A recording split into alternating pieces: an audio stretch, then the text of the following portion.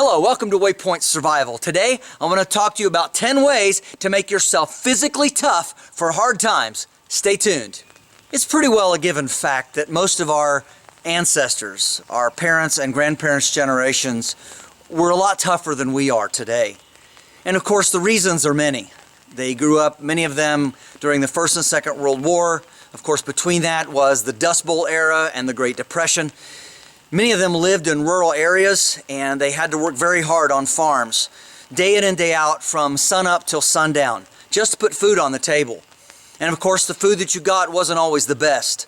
I have a friend who talked about his childhood, and he said literally all they could have to eat was green beans, and they had it every day, every meal of the day.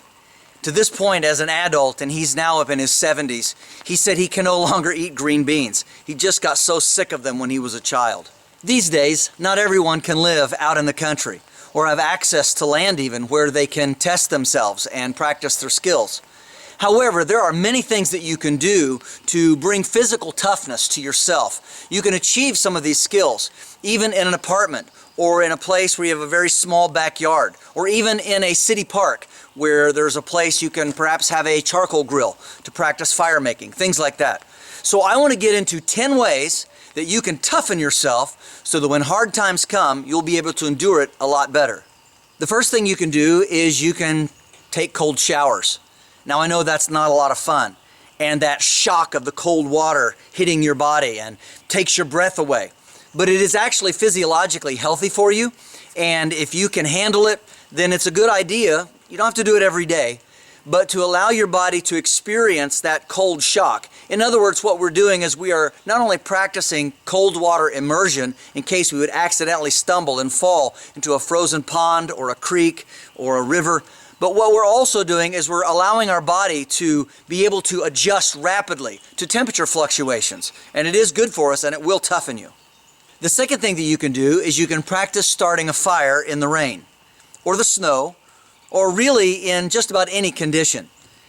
Now, I understand that many people live in areas where they don't have access to a backyard, or they live inside of a township or a city area where they discourage fires. But even in those areas, you can often have a chimenea or a fire pit, even the kind that's set up on legs.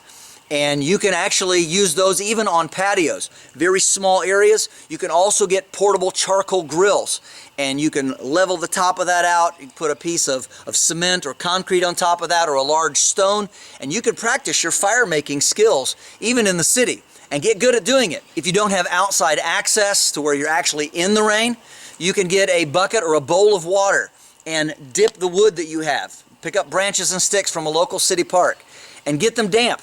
Get them wet, soak them for a while, and then practice making that fire. And do it until you can't do it wrong, until you've mastered the art of fire starting in all conditions. The next skill that you can develop is camping in cold temperatures. Now, anybody can camp when it's 70, 75 degrees outside. It's pleasant. It's easy to do that. But I would encourage you to take your sleeping bag and lay out on your deck. And that way you're close to the house. If something goes wrong and you start to get really, really cold, you can always just go inside. You don't want to get out into a survival situation and find out suddenly that your sleeping bag is inadequate, or that there are cold spots, or that you just physically can't handle it and you don't have enough base layers. So all of these things are really important. So just go out in the backyard, out on a back deck or a patio if you live in an apartment. Put that sleeping bag out there. Test yourself and see how well you can sleep in the cold. Now, you don't have to do it at sub-zero temperatures to begin with, but you should definitely push for a goal. Start at 50 degrees, then 40, then 30, and on down, until you get down to where you can actually camp in very cold temperatures and you know what to do. Number 4, exercise rigorously, at least 3 times a week, trying to get your heart rate up for about 20 minutes at a time. Also focus on heart rate and breathing. There's so many people who feel like when something bad happens, they're going to throw on their bug out bag and they're going to head out into the wilderness and they're going to survive. The problem is they probably won't make it 5 miles with their bug out bag before they're going to develop all kinds of problems with their feet. They're going to get blisters. A lot of people have never experienced plantar fasciitis, where you get a bad inflammation of the plantar nerves that run under both of your feet. Many people aren't even thinking about that, and by the second or third day, if you're not used to walking, if you don't practice getting yourself physically hardened to your heart beating hard and your breath coming rapidly. And of course, you want to practice breathing through your nose and not just panting through your mouth. They've actually proven that you can get 20% more oxygen when you practice breathing through your nose. So it's really helpful. But it's surprising how many people are not physically able to do that, and they don't practice. But you can do that at home. Number 5. Now this one might be a little difficult for a lot of people, but it's actually, again, something you can do at home. Doesn't really take a lot of effort. It's just kind of uncomfortable. And that is practice sleeping on the hard floor. I don't know if you've noticed it or not, but there's not a lot of mattresses out in the woods. And you may not have the luxury of bringing your favorite inflatable air mattress with you, and you may have to sleep out on the hard ground.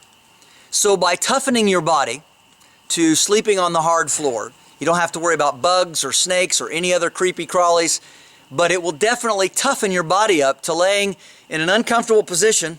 And if you can sleep like that, it's going to be a big help to you if a tough time really comes. Number 6, you need to toughen those feet. Go out and walk barefooted. You know, a lot of us, we have really, really soft feet. We wear big, thick, cushioned shoes, and hey, I'm a fan of it too. I love hiking boots, and I love things that are made to protect my feet when I'm out and about, and there's nothing wrong with that in general. We want a good pair of shoes. But it's also a good idea to toughen your feet and get them used to difficult terrain and getting your ankles used to flexing and moving around over rocks and stumps and just the ground itself. And actually grounding, or the process of walking around barefoot and touching the earth with your bare feet, is a practice that is used by a lot of people these days, and they say there's a lot of positive health benefits that come from that. Number 7, and most people don't like this, but you need to practice fasting. Go for 24 hours and then push it. See if you can get to 72 hours or 3 days. Now, of course, there's going to be health considerations, medications, and things like that. But if you're physiologically capable and you can only do a water fast, try to push your body to the limits. You see, most of us are used to snacking and eating, and we always have all of this tasty stuff just available to us. We go to the refrigerator, we go to the cabinet, and we've always got wonderful things that are so good to the taste just to eat whenever we feel like it. But in a survival situation, when a tough time comes, you're probably not going to have that. So you need to practice self-denial. It's good for you physically, and it's good for you spiritually. And when a tough time comes, you will kind of be like, well, I've already done this before. I know I can do it. I know I can take it. I know I can stay busy and push myself, and I'll get through. Number 8, try to break that caffeine addiction or any other addiction that you have. There's going to be a lot of people who are struggling with cravings that they will not be able to satisfy when tough times come. Simply won't be available. And you don't want to add to the level of difficulty of trying to survive, trying to provide for yourself and your loved ones when your body is just racked with cravings that you can't really control. And so get off of it for a day, a week, a month. Practice pushing yourself and figure out what you need to do if you are experiencing caffeine withdrawals. What do you need to deal with those headaches and the different things that go along with that process? So again, if you've got an addiction, you need to break it. Make yourself tough. Number 9, go for long walks or hikes. At first, depending on your level of physical ability, you might not be able to carry a backpack. But as you get more used to doing this, put some weight in that pack and begin to carry it. Practice in rugged terrain. Don't just go to the city park and walk around on the nice paved and well-manicured lawns and the areas that are flat and easy to do. But do a little bushwhacking, go across country, and even in a lot of parks, there are areas where you can go that are off the beaten path. And if you can practice going up and down hills and crossing creeks and ravines, that's even better for you. Matter of fact, it'd be a good idea to schedule a trip where you practice going out and doing just that thing to toughen your body. You know, this area right across your shoulders here, your trapezius muscles and your deltoids of your shoulders, when you carry a backpack long enough, you're going to get sore. Wouldn't it be nice to already be toughened to that so that when you're out hiking, not only can your body handle the extra weight of carrying that bug-out bag or backpack, but your hips and your knees and your ankles and everything, it's used to that pounding, it's used to that punishment, so that you're actually able to make it to your bug-out location, escape from disaster, and actually make it with a good degree of physical capability. And finally, number 10, Get your gear together and go out and spend a night in the woods by yourself. Believe me, the first time you do that, you'll learn a lot of things.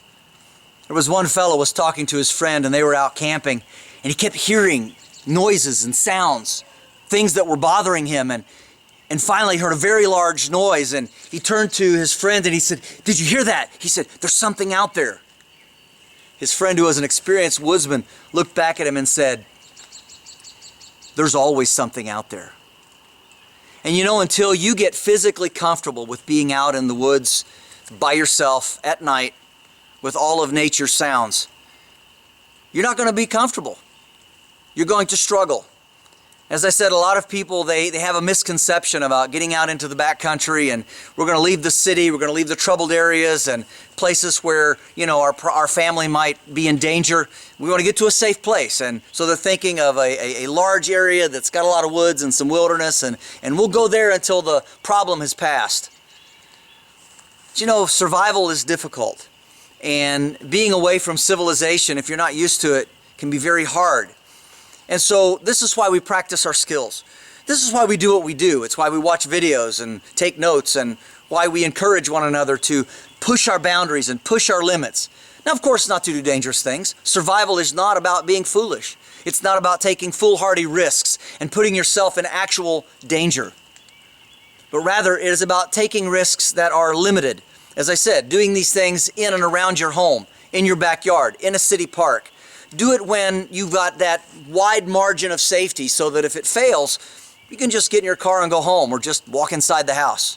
But you don't want to be caught in a real situation without having developed some serious personal toughness. Remember, it's not about the gear, and it's not about the skills.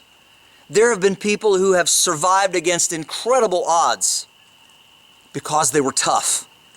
They had a mental toughness to them. They had a willpower and a desire to make it through, and against all odds, they came back home and were able to share their story with all of us. I'd like for you to be one of those people. This is James Bender for Waypoint Survival. If you like this video, please give it a thumbs up. Also, make sure and check out our links in the description box below, just under the More button. While you're down there, you'll also find our waypointsurvival.com link. And this is where you can sign up to take survival and bushcraft classes here at our beautiful training facility in Southern Ohio. And if you haven't already done so, please subscribe to the channel. We'd really appreciate it. And when you do subscribe, make sure and press that bell button so that you can stay notified of all of our upcoming videos. And we'll talk to you next time.